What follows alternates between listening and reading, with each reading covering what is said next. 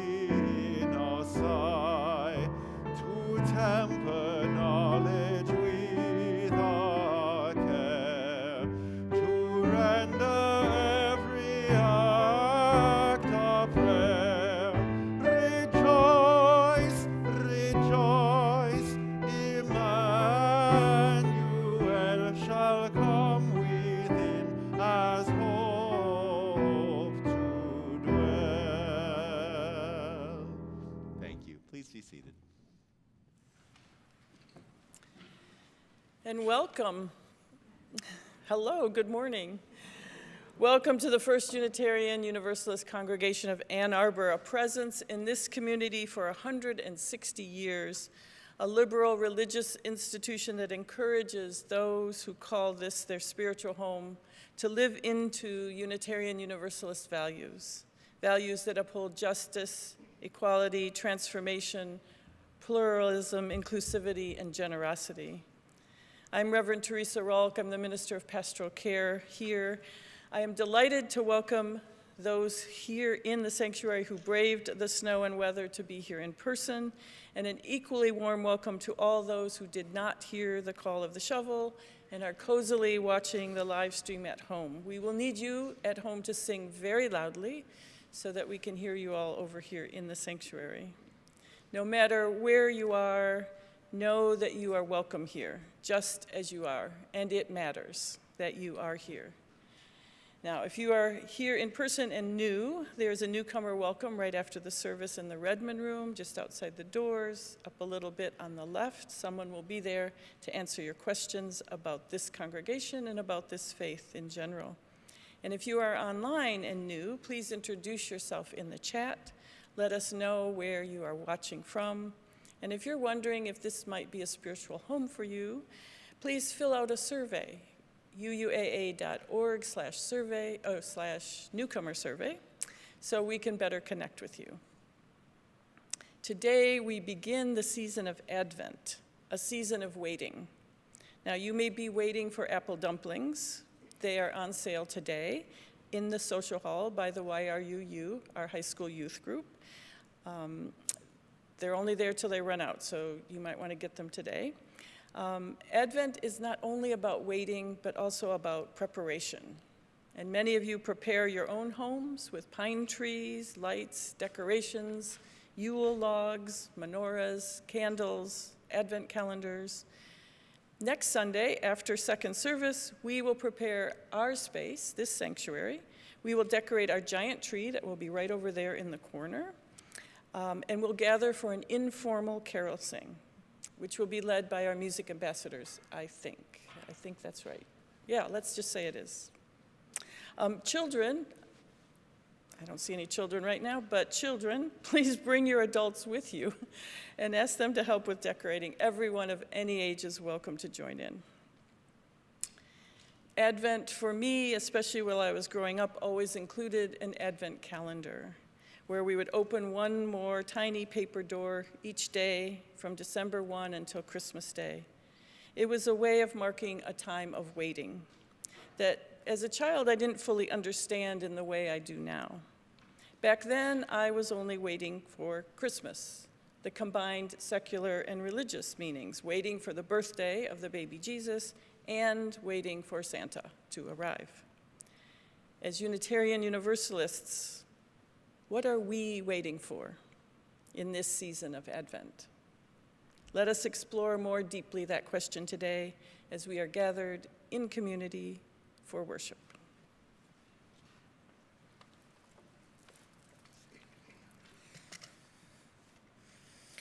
My middle school years were filled with an angst that, while retrospectively seems a bit cliche, seemed at the time all-consuming and impenetrable. Overwhelmed by the chaos of my parents' turbulent relationship, a deep anxiety about the injustices of the world around me, a dysfunctional perfectionism, and a deep loneliness as I searched for my own identity, I had a hard time finding my center. That tornado stopped in Kristen's room. I found refuge at my best friend's house. While I know that there was a lot of exuberance in the time we shared, what I hold most dear about those teen memories were the times that we were quiet together, giving our whole selves to the energy of the music that was our religion, and the magic connection between us that made me feel seen and understood in ways I didn't have to explain with words. And there was always a candle. Honestly, hours of my teen years were spent deeply captivated by song lyrics and being mesmerized by a flickering flame, in the presence of someone who saw me for me. It was as if the whole world paused in those moments, and our lives were pregnant with the possibility in that waiting. Perhaps we really could dream a new world into being. I never let go of that magic effect that candlelight or a flickering flame has held for me. So when I came to UU for the first time and experienced the ritual of the lighting of the chalice, I felt at home. When I learned of the ways that the chalice represented a refuge from injustice, I felt like I had found my way. When I learned that UUs around the world all share this tradition, it gave me a sense of community for which I have constantly longed. That moment of lighting still brings that sacred pause. We breathe together. We dream a new way into being, collectively.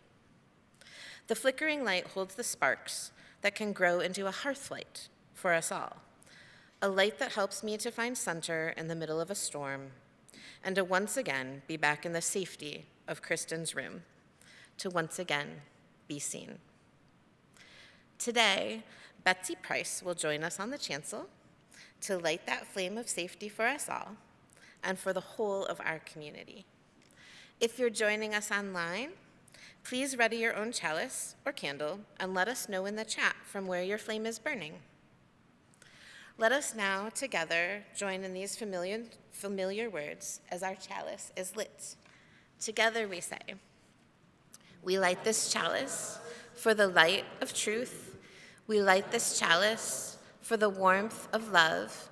We light this chalice for the energy of action. We light this chalice for the harmony of peace. Thank you, Betsy.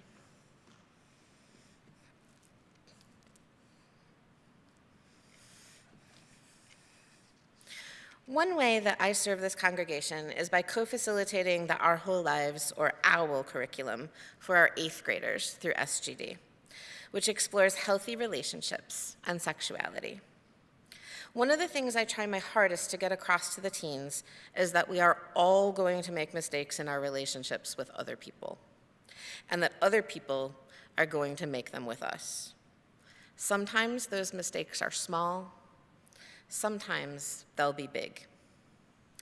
While I won't pretend in my own relationships, to my students, or on this chancel that there aren't some times when some mistakes render some relationships beyond repair, what I absolutely know is that that is far from what needs to be the norm. If we want to have a real, authentic, deep, vulnerable communion with each other, well, that gets messy sometimes. I feel so held to be in a community that believes in restoration and repair when things go awry, and that gives us all the grace to accountably start anew. We might not all have the same spiritual beliefs, but what we do all share is the covenant that we make to each other. Let us renew that promise together by saying, the spirit of this church is love, and service is its law. This is our covenant with each other, to dwell together in peace, to search for truth in love, and to help one another.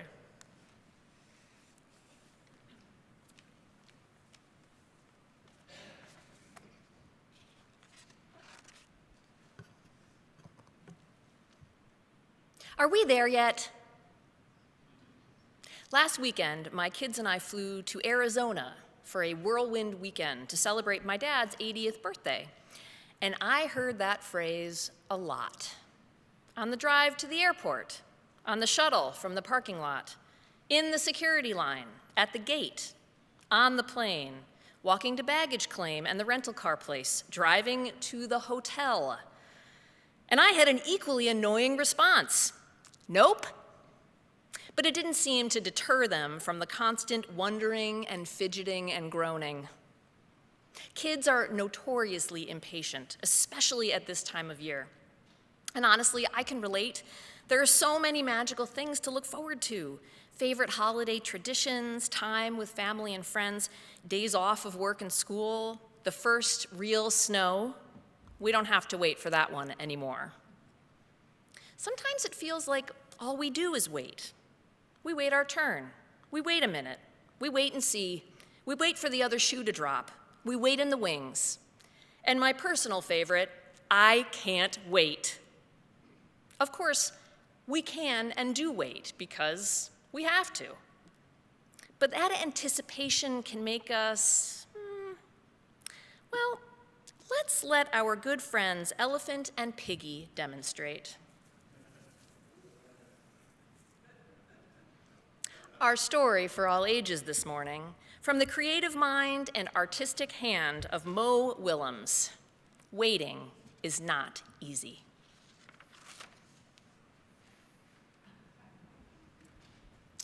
Oh, Gerald! I have a surprise for you. Yay! What is it? The surprise is a surprise. Oh. Is it big? Yes. Is it pretty? Yes. Can we share it? Yes. I cannot wait! You will have to. Wait, what? Why? The surprise is not here yet. So I will have to wait for it?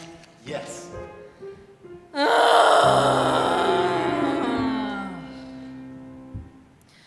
Oh well, if I have to wait, I will wait. I am waiting. Waiting is not easy. Piggy, I want to see the surprise now. I'm sorry, Gerald, but we must wait.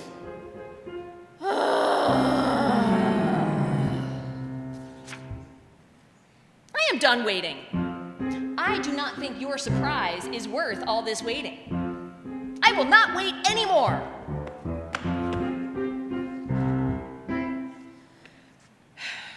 Okay, I will wait some more. It'll be worth the wait.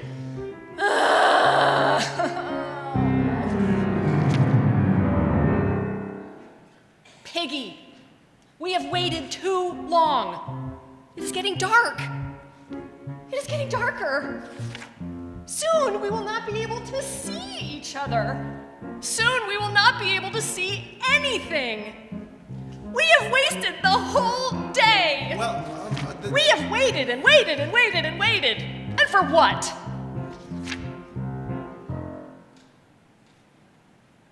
for that.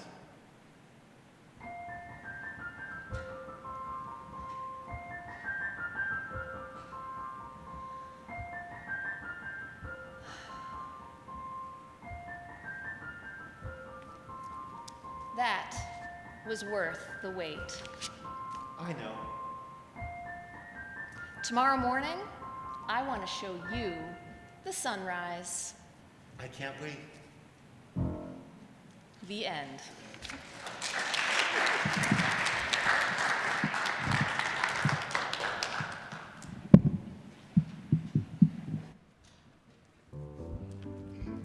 And now is the time in our service before we head deeper into worship, where we sing out the time for all ages.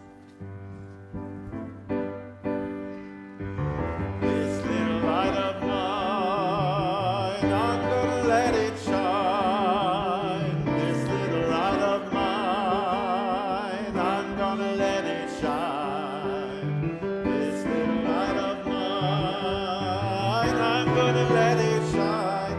Let it shine, let it shine, let it shine. Everywhere I go. Everywhere I go, I'm gonna let it shine. Everywhere I go, I'm gonna let it shine. Everywhere I go, I'm gonna let it shine. Let it shine, let it shine, let it shine.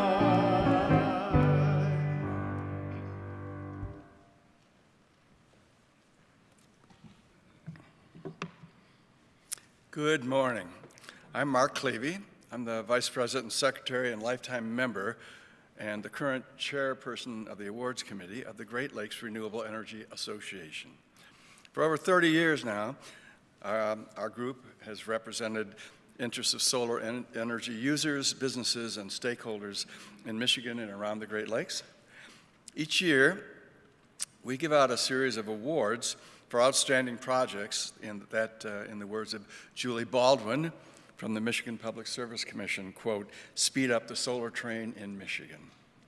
This year, GLREA's Outstanding Leadership Awards is being given to the First Unitarian Universal Congregation in Ann Arbor, Michigan, for your outstanding leadership in environmental sustainability.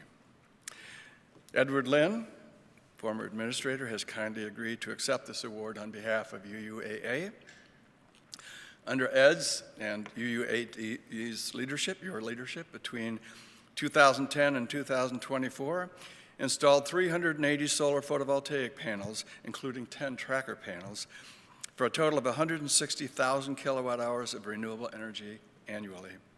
Combined with aggressive energy efficiency, UUAA's energy usage now is down 22%, solar generation up to 100% for which you are receiving this award, and DTE billings down 70%, all the while when DTE's energy costs increased by 42%.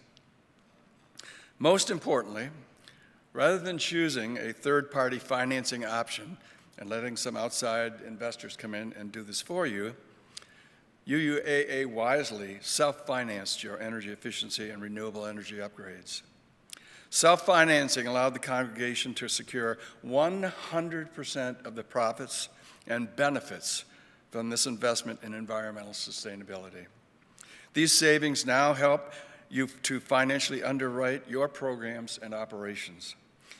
Indeed, if you had not chosen to go solar, you would now be handing over an additional $20,000 per year to DTE Energy for fossil fuel-generated electricity. I am so grateful that you chose not to wait to go solar. And with that, congratulations. Mark,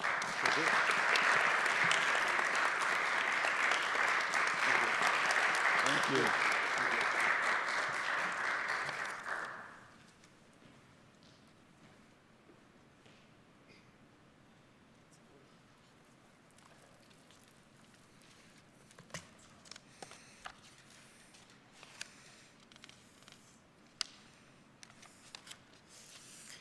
UUAA is a thriving and diverse community of communities. Building the beauty of what we have here at UUAA takes a tremendous effort in a myriad of ways, and we are grateful that among us, we have been able to build and sustain the community we have today. Thank you to those who occasionally or regularly provide time, energy, and ideas to UUAA. There are many of you, and we couldn't possibly sustain the long list of groups, events, and programs without all of your volunteer magic. If you'd like to give in this way, please check out the social hall and the UUAA website or newsletters to get involved. Another way we are able to support the important work being done in the congregation is through the spiritual practice of financial offering. Without monetary sustainment, we also wouldn't be able to provide the vast number of opportunities toward connection, learning, service, or justice that we bring to life.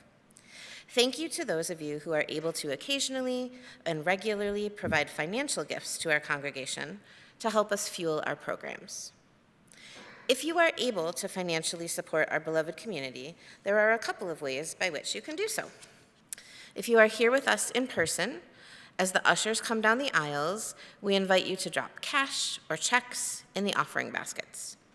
If you prefer a digital option, you can text UUAA to 73256 or visit uuaa.org/giving and select weekly offering. However you give, we thank you for your generosity and your commitment to making our congregation a rich and diverse community in which our members can thrive. Ushers, please come forward so that we may now gratefully receive today's offering.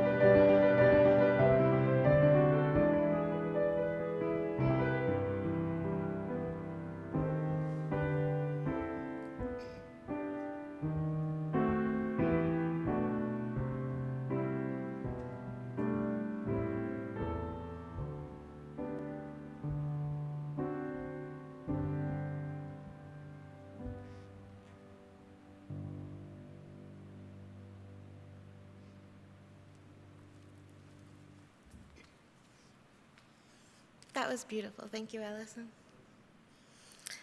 As our ushers make their way forward with your offerings of generosity, I invite you to rise in body or spirit for us to make our dedication.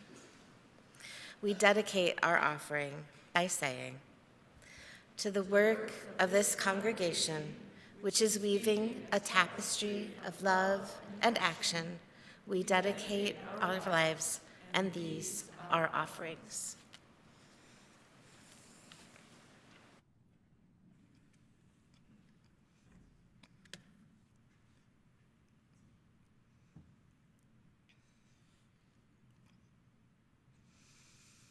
Our reading this morning is the poem Dula by Alfonso Sito Sesieta. Deep speaks to deep.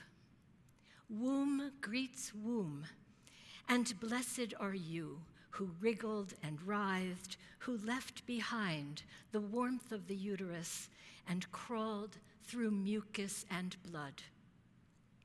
Blessed are you who fell into the steady hands of an aunt or an overworked nurse, an exhausted father or a giddy bisabuela, bone-tired from acclamation and hymn. And to all of them, to each of our forebears who prayed us into being, who sang, "O come," in their own tongue, by night and day, through mourning and despair, who carried the God of hope unto flesh and breath. Who caught Jesus? Who was the weary midwife? Who was the doula? Are we not the hallelujah that you deliver into open hands?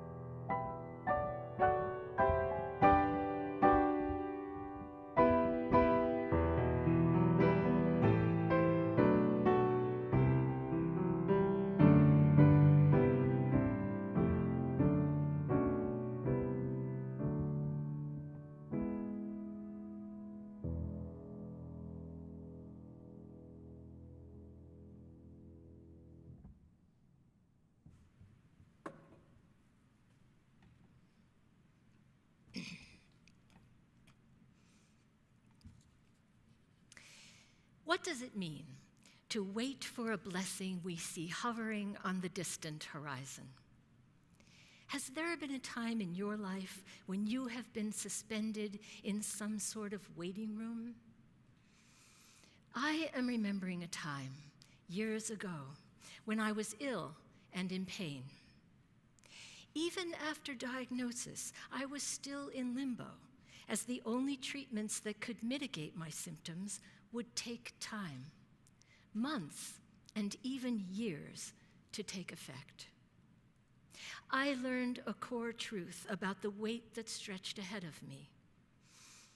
I had to take an active role, be willing to follow difficult and restrictive measures. Simply waiting for time to pass would fail me. Here is the life lesson I took away from that experience. Fruitful waiting requires action and commitment. It is a journey toward the promise that lies ahead. Today, as we have heard, is the first Sunday of Advent, as those who follow the Christian calendar mark off one by one the days leading up to the birth of Jesus. It is a season of waiting and anticipation. Many of us are waiting for Christmas too, although perhaps our thoughts are centered not on a baby, but on Santa and gifts and holiday parties. And some of us are waiting for Christmas because we want to put it behind us. The stress, the ornery uncles, the overwhelm. Good Lord, please let it be over. And yet, the meaning of this season, imbued as it is with faith and promise, is open to all of us. You don't need to be a Christian or even a theist to find comfort and hope in the unfolding of this age-old story. Let's see where it takes us. We must acknowledge at the outset that for some, pregnancy and childbearing are subjects fraught with pain. If you or someone close to you have suffered infertility or been unable to carry a pregnancy to term, if you or a loved one have grappled with unwanted pregnancy, this season may cast a shadow of sorrow and loss. Today and every day, we hold you in care. May you find comfort in our midst. The Advent story begins, as it should, with Mary, a Jewish peasant, young and unmarried. Mary is lifted up in a remarkable way, visited by an angel who informs her that she, a virgin, will become pregnant and bear God's Son. As is often the case with Bible stories, we are struck first of all by the literal impossibility of this text. And so, as is my habit, I invite you to abandon literalism and suspend your disbelief in order to enter Mary's world. Because what does Mary do? She consents, saying to the angel, "Let it be with me according to your word." As we journey with Mary, we honor her consent and accept that somehow, behind a veil, in the interstice of dream and waking, a child is conceived, a child the world awaits. Remember, waiting for this baby is what Advent is all about. But as with anything that moves us toward the future, pregnancy is not just about waiting. It is a time of preparation, of growth. There is nothing passive about it. Development is ongoing, both within the womb and in the world. An expectant parent carves a cradle. A friend knits a blanket. The baby turns and kicks. Time is ticking down. The promise of gestation is all around us in this season. Below the surface of fallow gardens, roots rest in the frozen soil, embraced by the darkness and cold of winter. Daffodils and tulip bulbs hold in their core the secret of germination, waiting to be unlocked by the warmth and the light of the coming sun. In this solstice season, we balance on the edge of darkness. We approach a time of readiness, on the cusp, at the threshold. Light will soon be slipping in.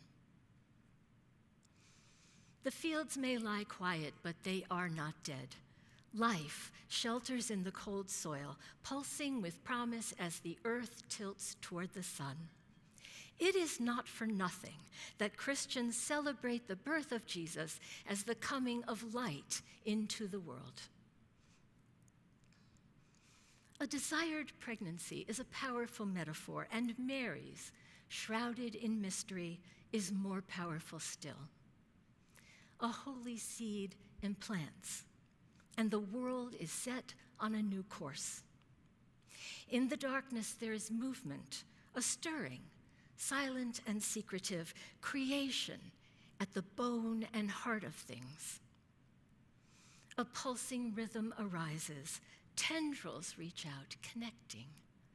A narrative forms, our story takes shape, luminous and whole and waiting to be born. This is what hope looks like. Behind the scenes, undercover, out of sight, new life is breaking through. Mother and child rest at the center of the universe, mystery swirling into being. In the deepening dark, Mary's time is coming. What are we waiting for as this drama plays out? How does the promise of new life and hope translate into our world, a world beset by ills and troubles, racked by war and threatened by tyranny, even on our own shores? I don't need to tell you how close to the edge we have come. But hold on. Haven't I just described the world that awaited Jesus? He was born under a brutal occupation, fled to Egypt as a refugee. His entire life was a challenge to the empire. Into that world, Jesus brought the dawn of hope, and with it the blessings of healing, forgiveness, belonging, justice, and finally, and here we must not forget that we have suspended disbelief and are searching for symbolic, not literal truth. Finally, he brought triumph over empire, defying the empire that tried and failed to kill him. Surely we, surrounded as we are by would-be and actual oppressors, surely we could use these gifts. But Jesus hasn't even been born yet. And here we are, jumping ahead to the end of his life. Did I misspeak when I said before that waiting for this baby is what Advent is all about? Oddly enough, the assigned Bible readings for this first Sunday of Advent are all focused on the second coming. Mary and the baby are not even mentioned. Instead, Jesus predicts that we will see the Son of Man coming in the clouds, and admonishes his disciples to be alert and on guard. The emphasis is on staying awake, paying attention, holding vigil so as to be ready to welcome what is coming. In these Advent readings, we are still waiting, but not just for a baby. We are waiting for the dawn of a new age. And this new age will come in two waves. The first to break upon the shore comes with the birth of Jesus and his earthly ministry, and the second arrives after his death. The story has exploded. What can that mean to us as UUs? I invite you to strip away the formal Christian theology and any thought of a literal second coming. Let's drop the vision of a king-like figure, however benign, arriving in the clouds. We have had enough of kings. Let's keep awake instead for the baby who arrives on clouds of hope. We desperately need the balm this baby offers: healing, justice, belonging, and yes, triumph over empire. How can we, as UUs, tap into this bounty and bring its promise to fruition? How can we usher in our new age? What are we waiting for? Well, the short answer is we're not. We are an impatient people. In these desperate times, passive waiting is anathema to us. As I said at the outset, fruitful waiting is a journey toward the promise that awaits us. It is a journey. Our Advent, like Mary's, is a time of getting ready. To prepare is to act, to lay the groundwork, to grow into the justice warriors we need to be. We organize, we march, we hold signs of protest, we vote, we raise our voices, we honk our horns. At the birth of this new age, we become midwives to hope and healing. And in this congregation, it is not hard to find evidence of our good work. A host of social justice groups overseen by our Visions of Justice Council focuses on keeping our values alive here in our own community and beyond. I am proud to say that our work is a direct rebuke to the agenda of our current government. We are on the ground with specific, targeted campaigns promoting climate justice, anti-oppression, trans and immigrant rights, voting rights, and so much more. We are not sitting on our hands as our government tilts toward fascism. What are we waiting for? I like this question because we can so easily shift the framing to, what are we waiting for? As in, why are we just sitting here? To which I repeat, we are never just sitting here. I have said before from this pulpit, and it bears repeating, to be here as you are today, whether in the sanctuary or wherever you may be, is an act of solidarity, a joining together around the communal table. Together in beloved community, we are nurturing into being the world we long for. We are present in the fallow garden. We are there in the darkened womb. We are curled in the germinating seed. We are reaching toward the sun. What are we waiting for? Not God, not a Savior, not even an angel. As in Mary's womb and the winter garden, we are burrowed deep down, growing. We are gathering strength, gathering numbers, ready to burst forth into the light. We are awake, keeping vigil, and through our actions we are willing a new world into being. Midwives to Mary, we labor for this child to be born, and we stake our claim as the new age begins. There is room for us in this grand story of birth and salvation. This story, our story, renews hope, brings justice, and shocks the world with its infusion of life. Amen.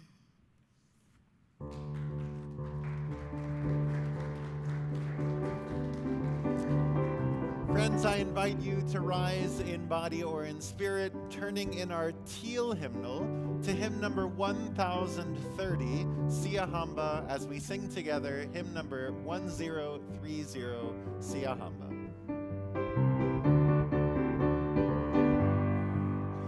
We are marching in the light of God. We are marching in the light of God. We are marching in the light of God. We are marching in the light of God. We are marching. Oh, we are marching in the light of God. We are marching. Oh, we are marching in the light of God. We are singing. We are singing in the light of God. We are singing in the light of God. We are singing in the light of God. We are singing in the light of God. We are singing. We are singing in the light of God. We are singing.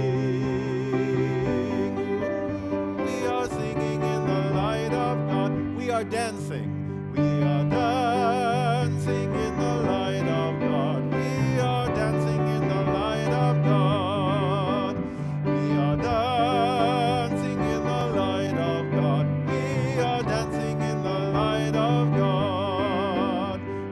We are dancing in the light of God. We are dancing. We are dancing in the light of God.